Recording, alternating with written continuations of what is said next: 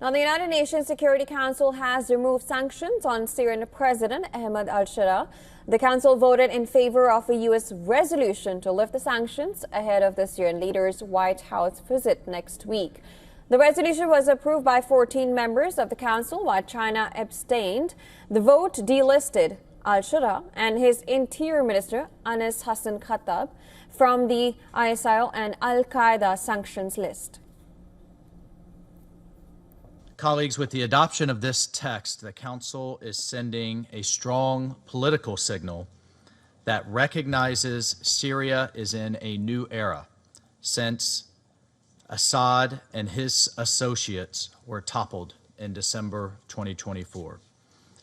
There is a new Syrian government in place, led by President Ahmed Al Sharaa, that is working hard to fulfill its commitments on countering terrorism and narcotics, on eliminating any remnants of chemical weapons, and promoting regional security and stability, as well as an inclusive, Syrian-led and Syrian-owned political process.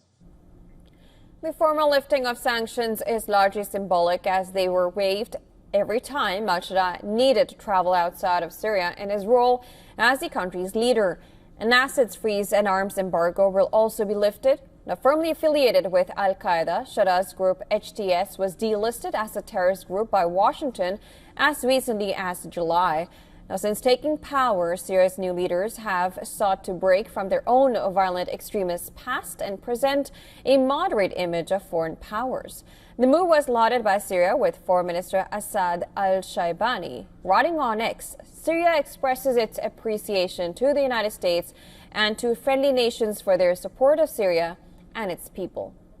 Now, President Donald Trump will host Al Sharaa for talks on November 10th. Damascus has said that the Syrian leader will discuss issues including lifting remaining sanctions, reconstruction, and counterterrorism during the visit.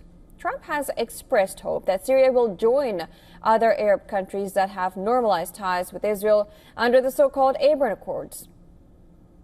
The United States is reportedly preparing to establish a military presence at an air base in Damascus.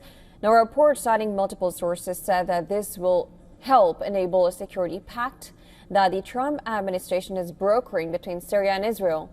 Reports said that the base sits at the gateway of parts of southern Syria and that are expected to make up a demilitarized zone as part of a non-aggression pact between Israel and Syria.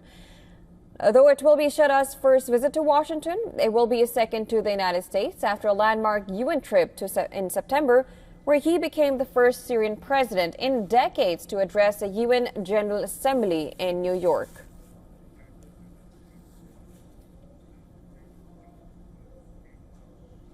And for more on this, our correspondent Susan Terani has sent us this report from UN headquarters in New York. Listen in. The United Nations Security Council has approved a U.S. drafted resolution removing Syria's interim president Ahmed Al Sharaa and the Interior Minister Anas Khattab from the ISIL and Al-Qaeda sanctions list, a major diplomatic shift signaling the global community's tentative acceptance of Syria's new leadership.